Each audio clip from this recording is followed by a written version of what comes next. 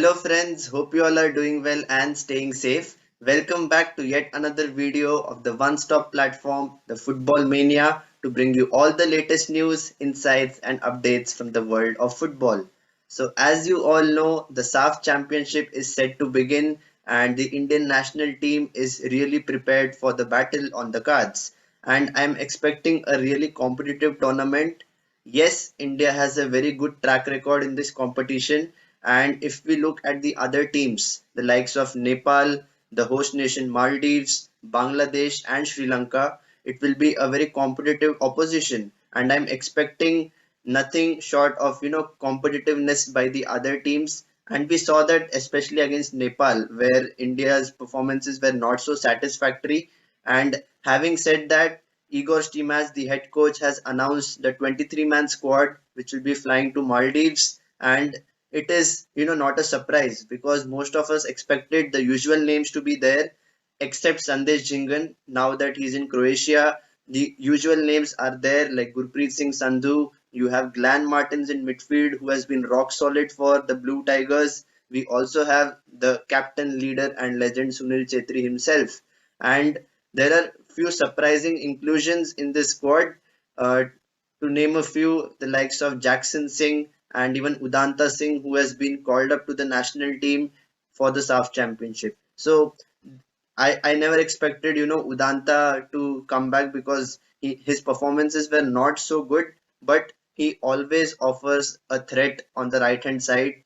He needs to improve his crossing, and definitely the composure on the ball in the final third needs to improve because we all know that for many years the attacking prowess in the Indian national team is not so clinical, and Sunil Chetri has taken the burden of scoring goals. So we need to realize as fans that India is in a very big predicament, and taking this team forward will not be an easy task. And Igor Stimac, for all the experience that he possesses as a coach, needs to understand that the Indian team is also lacking in some fluidity in the midfield. There are some positions where you can understand and see that the ball is not going to the attacking third.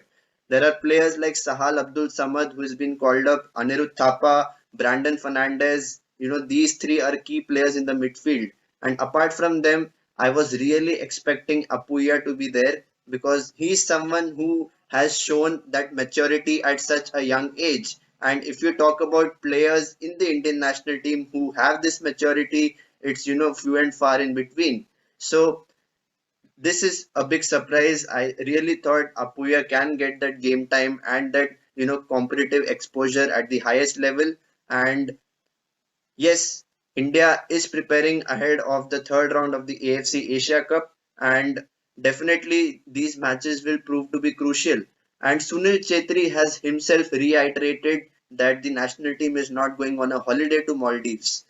They are going to play a competitive tournament, and they need to take this tournament pretty seriously because every match which they play from now on is just going to boost their confidence, especially if they win. And we all know how Igor Stimac's track record has been since he has taken over as the head coach. So I am not surprised by the selections which he has made. Sandesh Jhingan is not there in the defense, so once again we have Laling Sama, I think his name is. He is there as part of the defense, and he'll be along with Pritam Kotal, Subhashish Bose. They will be the usual names which we all will expect. And usually, Igor Stimac's lineups are, very unpredictable. Sometimes he may leave out the main defenders and he may play three at the back. So, depending upon the availability and the form of players, how hard they have been training in the training ground, all these factors are usually crucial when you select a starting 11. And Igor Stimac has his work cut out. He needs to understand how these players are gelling well and what type of player suits what type of opposition.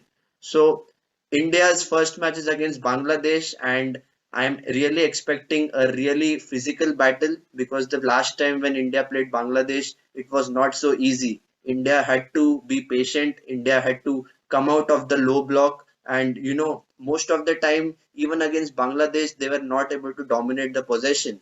So that was one very surprising thing. And the composure on the ball is just not there, right? We have to face the facts. And for sure, most of the Indian players, try to get rid of the ball in a hurry rather than, receiving the ball and then thinking for yourself and, in that split second make the right decision. That is all it takes, and that only comes with more and more game time. So I'm really expecting India to pull up their socks in terms of, retrieving back the ball possession and then taking it to the attacking third through a smooth transition. So if I'm a football fan, I watch Indian football. There are so many things which we can talk about in terms of, transition from attack to defense, defense to attack. It is all, the basic principles of play, as they call it. And it is something which Indian football has been constantly trying to improve. There are certain areas like even the goalkeeping position.